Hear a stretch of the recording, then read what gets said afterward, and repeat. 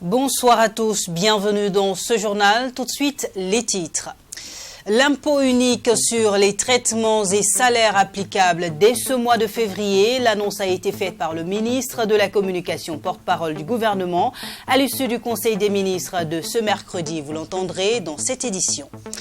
Et puis la politique a perdu toutes ses lettres de noblesse au Burkina Faso. C'est la conviction du jeune inventeur et écrivain burkinabé Silver Salga. Comme solution, il propose un nouveau contrat social à travers le Great Call. Détail à suivre. Voilà pour les titres. Merci de nous suivre. Conseil des ministres de ce mercredi 19 février, le gouvernement a décidé de la création de la caisse d'assurance maladie des armées qui viendra compléter le dispositif maladie universelle. Un conseil qui a également décidé de l'application effective de l'IUTS dès ce mois de février. Maxime Jean-Eudes Bambara. L'IUTS, l'impôt unique sur les traitements et salaires, principale pomme de discorde entre le gouvernement et les organisations syndicales réunies au sein de l'UAS, sera mise en application dès ce mois de février. C'est ce qu'a annoncé le ministre porte-parole du gouvernement à l'issue du traditionnel Conseil des ministres. Donc il y a deux éléments forts qui ont été mis en œuvre, à savoir l'acceptabilité de la mesure, et le deuxième aspect, c'est la progressivité de la mise en œuvre. Donc effectivement, l'UTS sera mise en œuvre donc, sur les primes d'indemnité perçues donc par les agents publics de l'État, pour compter donc de ce mois de février 2020. Le gouvernement a par ailleurs décidé de la création de la Caisse d'assurance maladie des armées, CAMA. Et un décret a été adopté à cet effet, conformément à la loi portant régime maladie universelle au Burkina Faso. Nous avons au titre du ministère de l'économie, des finances et du développement adopté un décret portant création de la Caisse d'assurance maladie des armées. La création de la CAMA est sous-entendue donc par les dispositions de l'article 1 de la loi n° 060/2015 CNT portant régime d'assurance maladie universelle au Burkina Faso et également son article 38.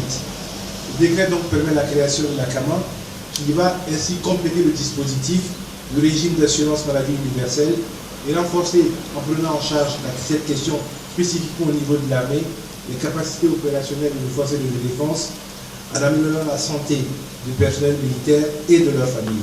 Sur l'incident survenu le 17 février dernier à Laye, au centre pour mineurs, en conflit avec la loi, suite à la découverte du corps sans vie d'une jeune fille à proximité du centre, le gouvernement appelle les populations au calme et rassure que les enquêtes sont en cours pour situer les responsabilités. Le Premier ministre Christophe Dabiré a reçu en audience ce mardi à Ouagadougou une délégation de la Banque mondiale. Conduite par le directeur général des opérations, cette délégation est venue parler stratégie pour une meilleure mise en œuvre du nouveau cycle de financement des programmes de développement. Bénédicte Sankara. La Banque mondiale a décidé d'augmenter son aide en faveur des pays du Sahel. Ainsi, sur l'enveloppe de base pour le nouveau cycle de financement, le Burkina Faso bénéficiera d'une enveloppe supplémentaire de près de 700 millions de dollars.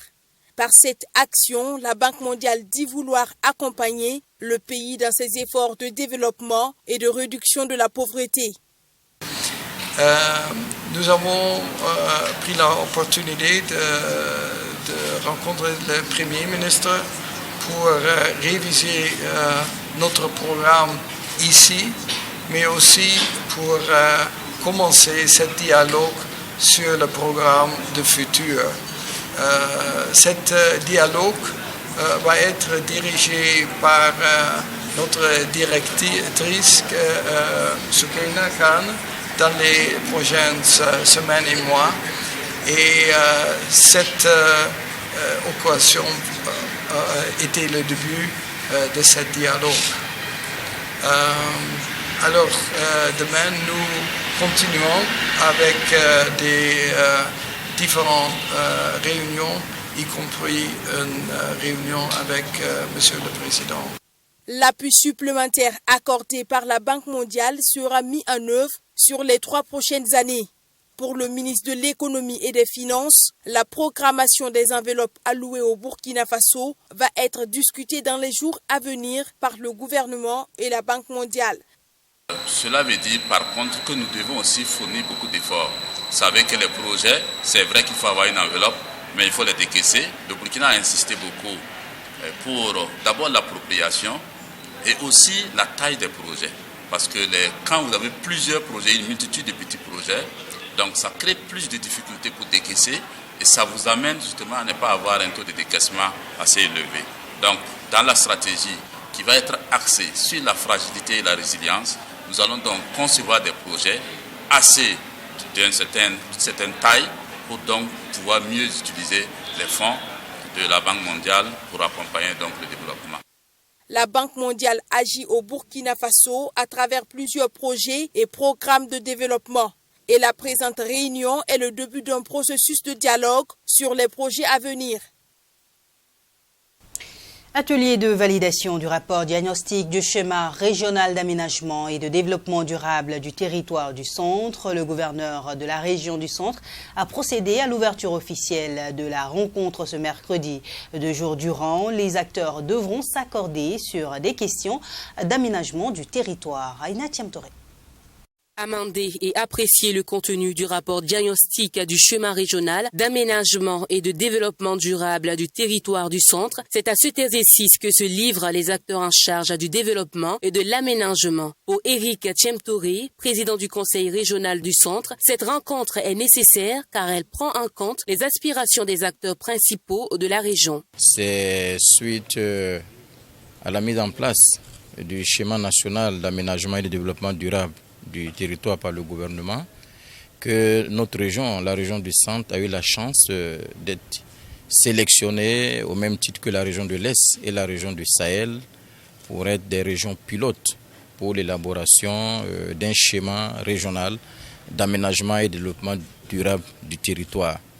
Et nous avons commis cette tâche à un consultant et comme vous le savez, il n'est pas recommandé de laisser le consultant seul piloter cette étude et venir nous remettre un travail à terme.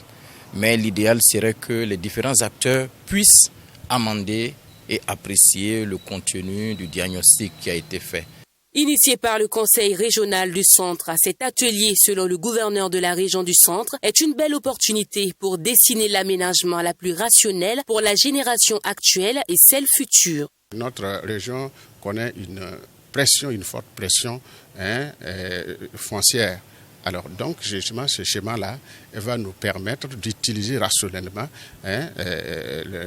nos terres et aussi répondre, mettre en place des réalisations qui répondent réellement aux aspirations de nos populations.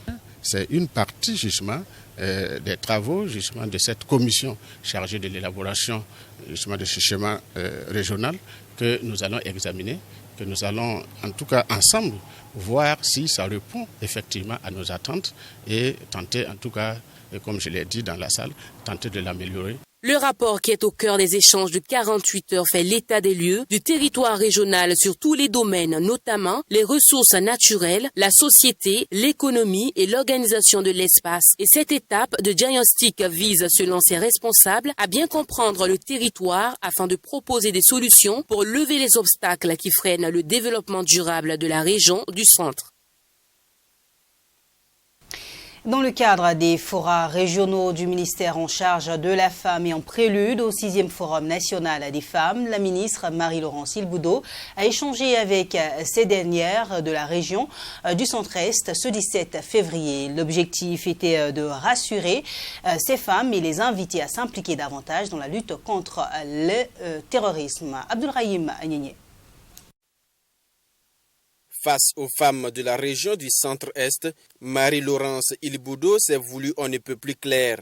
Les femmes ont un grand rôle à jouer pour garantir la stabilité et la paix au Burkina Faso. 2 points principaux sont développés par la ministre de la Femme. assurer une bonne éducation des enfants et soutenir les familles des forces de défense et de sécurité engagées dans le combat contre le terrorisme. Aujourd'hui, toutes les femmes au Burkina Faso devraient, dans les actes, soutenir les forces de défense et de sécurité. De temps en temps, aller dans leur foyer, discuter avec leurs femmes, voir ce qu'elles ont, leurs enfants, aider à l'éducation parce qu'ils ne sont pas là. C'est des hommes ou des femmes qui ne sont pas là.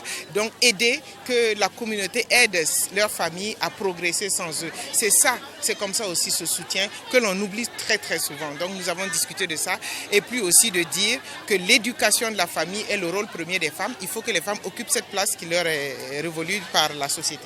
Les messages, les conseils et les suggestions de la ministre ne sont pas tombés dans l'oreille d'un sourd. Les femmes venues des 3 provinces de la région disent sortir de cette rencontre émues et plus déterminées à mettre en pratique les conseils de la ministre pour un Burkina Faso de paix, de stabilité et de cohésion sociale. On a trouvé que cette rencontre est la bienvenue avec Madame la ministre, puisqu'il a eu à dire beaucoup de choses que les femmes même ne savaient pas.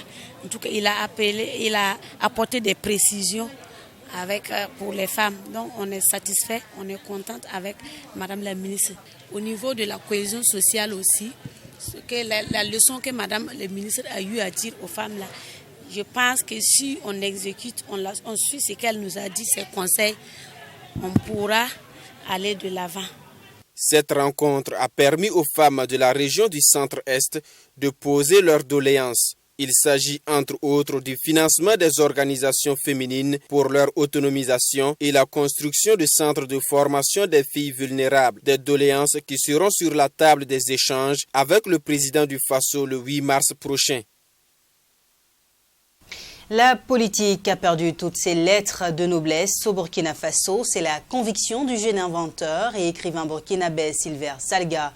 Comme solution, il propose un nouveau contrat social à travers le Great Call, défini comme un idéal de reconduite politique et non un parti politique. Silver Salga qui déclare aussi sa candidature aux élections législatives de 2020. Michael Tougri. Des politiques innovantes qui impactent et qui transforment le quotidien des Burkinabés, c'est ce que propose l'inventeur et écrivain burkinabé Silver Salga. La politique faite jusque-là au Burkina Faso, basée sur les promesses, ont montré toutes les limites. C'est la conviction de Salga qui, à travers un appel baptisé, le Green Call, invite la population à réinventer la politique. Silver Salga franchit le pas et devient un acteur de la scène politique, mais une politique nouvelle au profit du Burkina Faso. Je m'engage officiellement à porter un message politique qui est le Great Call. L'idée, ce n'est pas de forcément créer un parti politique, parce que c'est la vision qui manque actuellement. C'est le contenu, la méthode et la vision qui manquent actuellement à notre politique. Et on ne peut pas continuer dans cette politique de promesses, la politique du poste. Il faut une politique innovante, une politique d'impact sociétal, une politique qui permettent de façon concrète de résoudre les problèmes concrets des populations. Au centre de cet engagement politique, Silver Salga prône la valorisation des talents et le souci du bien-être humain, le tout basé sur des forces principales que sont la science et la technologie, l'initiative et l'entrepreneuriat, l'impact sociétal et l'imposition sur la scène internationale. Quelqu'un puisse démontrer son impact sociétal avant de prétendre à un poste politique. Pas plus dans les politiques de promesses, pas dans les politiques de perroquet, on doit aller dans les politiques de castor actuellement. Voilà l'essence du Great Call qui se veut la cloche, la torche et la force de la régénération du Burkina.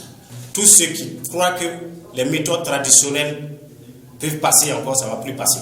Et ce n'est pas pour longtemps. Donc, il faut que le Great Call, il faut que ce message, je le porte, il faut que je donne l'exemple pour qu'au niveau national, on puisse savoir comment maintenant on devrait choisir quelqu'un. Le jeune inventeur et désormais homme politique sera candidat indépendant aux législatives de 2020. Et pour Silver Salga, le Green Call n'est pas un parti politique, mais un idéal de reconduite politique pour un nouveau contrat social au Burkina Faso. Le Fonds permanent pour le développement des collectivités territoriales a initié l'opération 1000 poches de sang, une activité de collecte pour le Centre national de transfusion sanguine qui connaît un manque en cette période. L'École nationale de police a accueilli l'équipe du FPDCT ce 18 février. Serge Bado. Poursuivre l'objectif 1000 poches de sang, tel est l'objectif de l'opération de don de sang. Pour le directeur général du Fonds permanent pour le développement des collectivités territoriales, l'objectif 1000 poches de sang doit être atteint avant la planification de toute activité en 2020. L'opération se poursuit parce que nous ne comptons pas nous arrêter en si bon chemin. Nous avons déjà engrangé des poches et nous voulons en tout cas boucler l'objectif des 1000 poches avant de voir qu'est-ce que nous allons initier au titre de l'année 2020 comme activité pour accompagner le Centre national de transfusion sanguine. Donc permettez-moi également de saluer Madame la directrice générale du Centre national de transfusion sanguine qui fait des efforts en tout cas pour que les populations des villes et des campagnes puissent disposer de sang de qualité et en quantité pour les soulager. Pour le directeur général de l'École nationale de police, l'initiative du Fonds permanent pour le développement des collectivités territoriales rentre dans les activités de l'école et participer à sauver des vies est un devoir citoyen. L'école a ouvert ses portes ce matin pour cette action, cette opération donc, du Fonds permanent pour le développement des collectivités territoriales parce que nous voulons participer à cette œuvre salvatrice qui est de donner le sang pour sauver des vies. Donc c'est la moindre des choses qu'on puisse faire ce matin.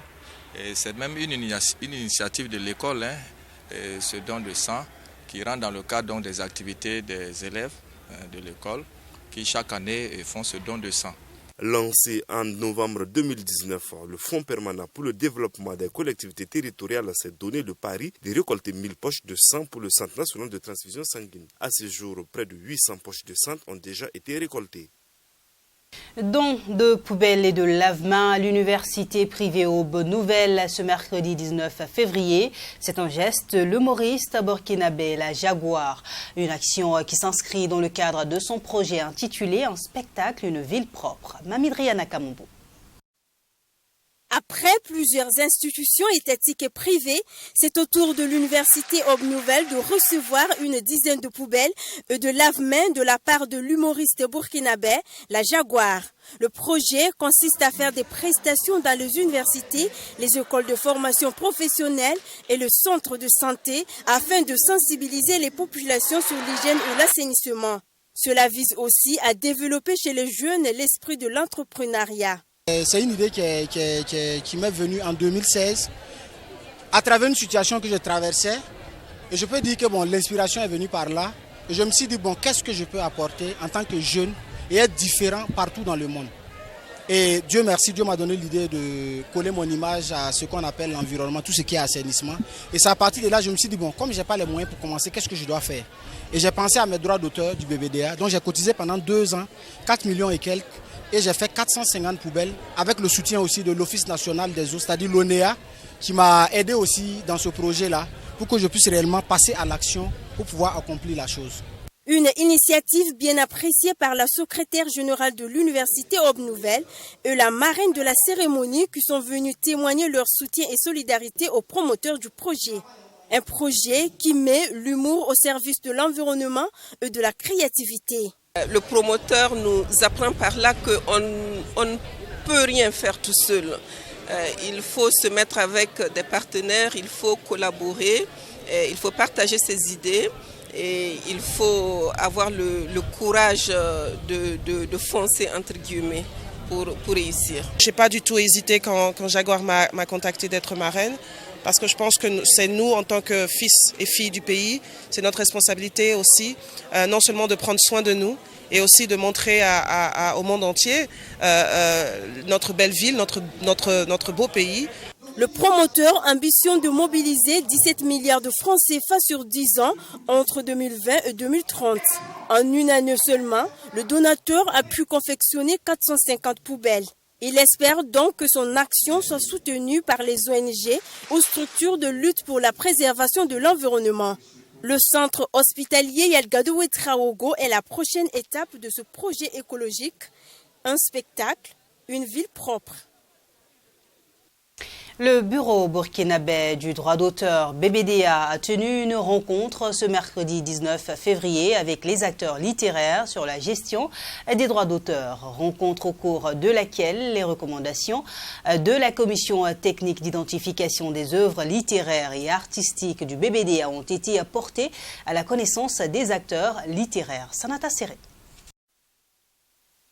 En 2018, une commission technique d'identification des œuvres littéraires et artistiques a été mise en place par le bureau burkinabé du droit d'auteur dans le but d'identifier les différentes œuvres et leurs ayants droit. Après 2 ans d'exercice, la session littéraire de cette commission formule des recommandations.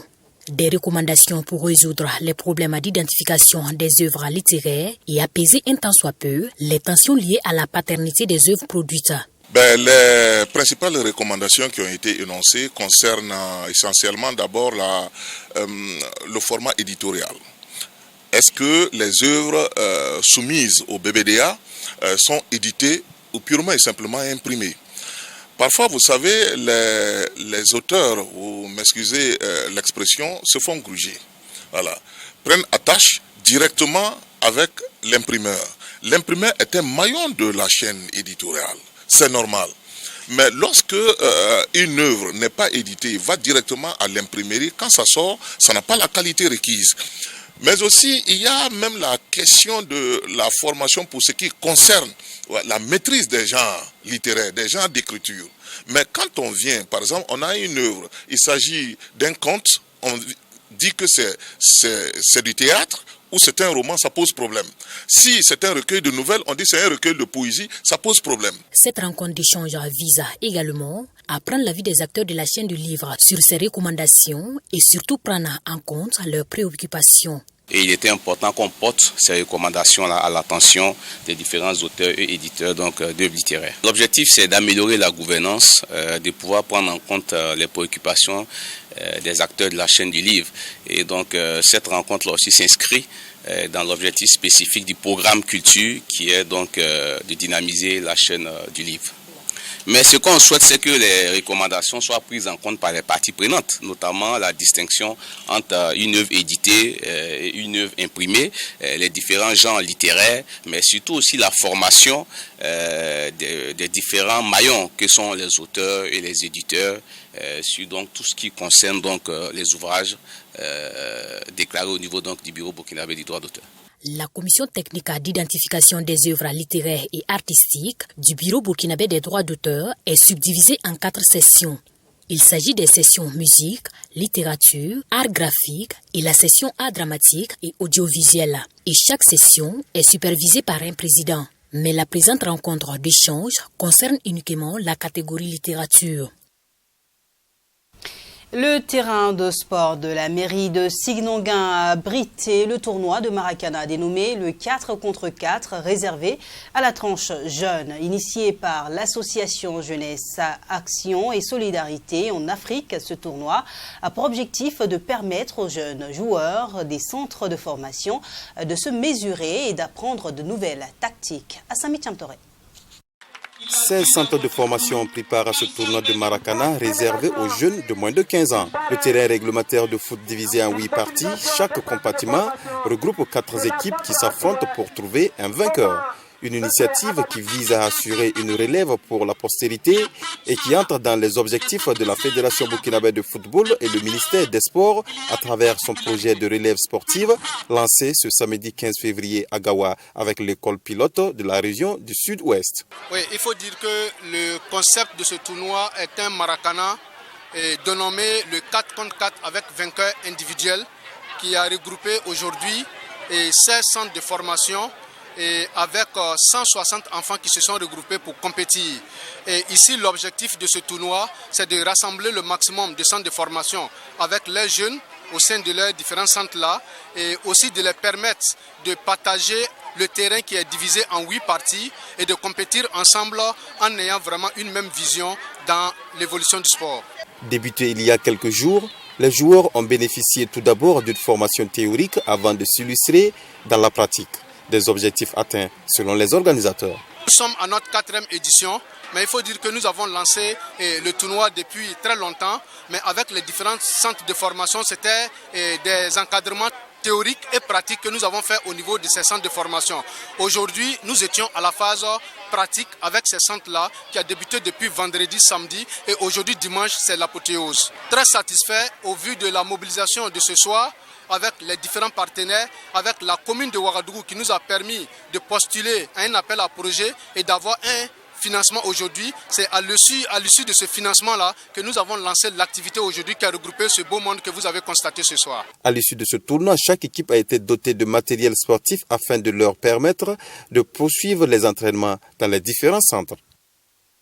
C'est une édition qui a été préparée par l'ensemble de la rédaction. Merci de l'avoir suivi et bonne suite de programme sur TWI TV. Bonsoir.